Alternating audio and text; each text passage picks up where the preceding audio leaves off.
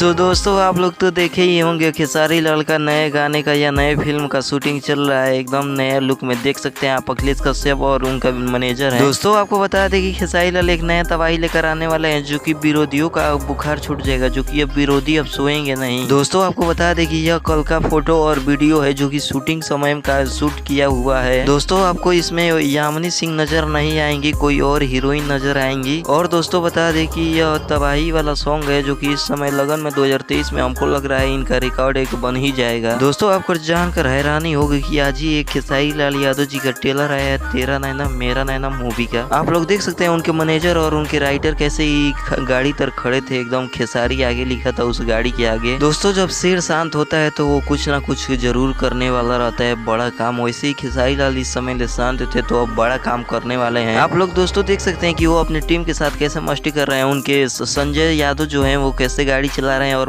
मस्ती कर रहे हैं। अभी आएंगे विवेक सिंह उधर है। चैनल को सब्सक्राइब करना मत भूलिए।